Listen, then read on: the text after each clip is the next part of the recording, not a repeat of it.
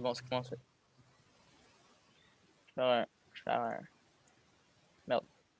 Bon. Go! Bonjour, bienvenue. Aujourd'hui, moi et mon équipe avons décidé de vous présenter la cigarette électronique, comme vous le voyez juste ici.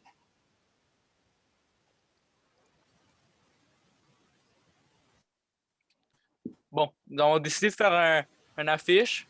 Un affiche pour les jeunes, surtout, qui ciblait beaucoup les jeunes, parce que, genre, on a mis, genre, un fond orange pour que ça fait, genre, ressortir les phrases, avec des phrases toutes en rouge, pour que ça, comme si ça, genre, flashait dans nos yeux, avec des images très moralisateurs pour que les enfants ne voient pas.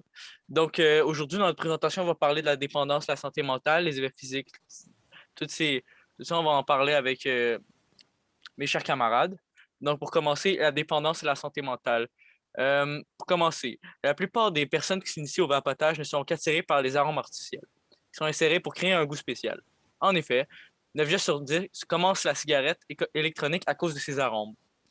Les chercheurs estiment que 90% des jeunes qui se sont mis à la pratique de vapotage n'arrêtent pas justement à cause des arômes artificiels. Le goût procuré par ces arômes fait un effet boule de neige. Je m'explique. Au départ, les jeunes débutent la vapoteuse à cause des saveurs insérées. Ensuite, les jeunes sont plus capables d'arrêter. Donc, ces jeunes-ci deviennent des jeunes fumeurs qui se mettent à la cigarette, qui cette dernière est effectivement beaucoup plus nocive que la vapoteuse.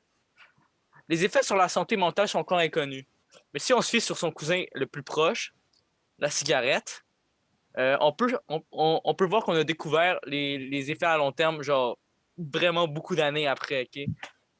Puis peut-être que ça va arriver avec la vapoteuse. Genre, ça, c'est mon hypothèse. Puis ça serait vraiment de mentir de dire que les jeunes n'essaient pas le cannabis, OK? La vapoteuse, c'est une autre façon d'initier les jeunes à la marijuana. C'est simple. En fait, il y a une méthode pour mettre des feuilles de cannabis dans sa vapoteuse. À cause de ça, on peut inhaler la marijuana et ça a le même effet, OK? Cependant, effectivement, les effets sur la santé mentale sont beaucoup plus nocifs que la vapoteuse, car on peut avoir le sentiment de paranoïa, des hallucinations, l'anxiété. Donc, est-ce que ça vaut vraiment la peine de commencer ça? Bon, là, je vais vous laisser la parole à mon ami Jules. Merci. Beaucoup de personnes maintenant savent les effets psychologiques de la vapoteuse, comme la dépendance vient l'expliquer mon collègue Julien. Mais les personnes ne savent pas encore les effets physiques de la vapoteuse. En effet, les liquides qui sont chauffés lors de l'inspiration dégagent des substances très chimiques pour le corps humain et nocifs.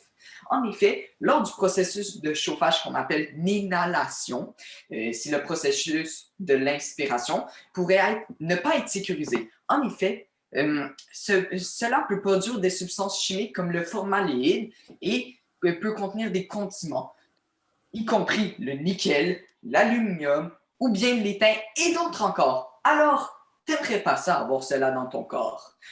De plus, avec 45 millions de personnes qui vapotent en 2019, l'Université de Waterloo a démontré qu'il y a une hausse de 75% des jeunes qui se sont mis à vapoter de 2017 à 2018. Mais c'est énorme!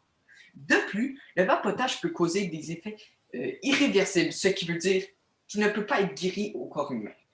Par exemple, il peut avoir le cancer des poumons. Donc, les personnes qui ont des symptômes comme la toux, l'essoufflement, la diarrhée, les nausées ou des douleurs cardiaques, des vomissements, peut indiquer des dommages aux poumons comme le cancer aux poumons. Et avec cela, vous devez voir un docteur et une aide médicale. Donc, c'est préférable de ne pas fumer, car c'est beaucoup du trouble.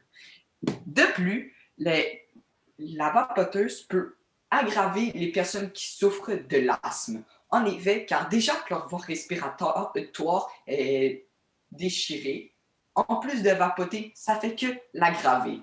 Donc, déjà qu'ils prennent des médicaments, c'est pas la meilleure solution de vapoter. Surtout que comme l'organisation en bleu, le CDC, qui est écrit juste ici, a démontré que le 5 novembre 2019, il y a eu 2051 cas de maladies pulmonaires associées à la vapoteuse et 39 décès. Mais c'est énorme! Donc, avec tout ça, vous pouvez l'apercevoir que personne n'est invincible. Maintenant que j'ai fini, je vais vous présenter le prochain sujet de mon coéquipier Samuel. Merci. Comme vous l'avez sûrement constaté, la cigarette électronique n'est pas réellement sans danger.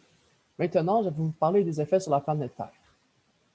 Premièrement, le recyclage. La cigarette électronique est composée de différents matériaux, dont le métal et le plastique. Comme vous pouvez peut-être le penser, elle n'est pas aussi facilement recyclable qu'une feuille de papier. Pour la recycler, il faut aller à un centre de déchets spécifique.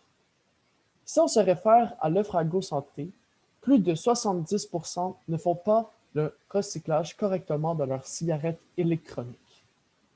De plus, aujourd'hui, plus de 150 millions de fioles ont été produits en France. Si nous faisons le calcul, environ 105 millions de fioles se retrouveraient ainsi dans la poubelle ou dans les rues. Imaginez-vous le plastique produit cette production. Ce qui nous amène à parler de la pollution atmosphérique. Selon infotabac.ca, depuis 2012, les ventes ne font qu'augmenter. Les ventes de cigarettes électroniques ont atteint plus de 3,5 milliards de dollars aux États-Unis. La production de cigarettes électroniques est massive avec ces bouchons de fiel. Ceux-ci sont fabriqués à partir de plastique thermodurcissable. Ceux-ci sont énormément difficiles à produire car les industries doivent trouver une température élevée, ce qui suscite de la pollution atmosphérique. De plus, selon un producteur de cigarettes électroniques, Dynamic, avoue que ce type de plastique n'est pas réellement recyclable. Pour conclure, je vous conseille d'éviter la cigarette électronique et de faire attention à la planète. Merci. Donc, en résumé, est-ce que ça vaut vraiment la peine de commencer ça, la vapoteuse? On est bien mieux sans. Merci de nous avoir écoutés.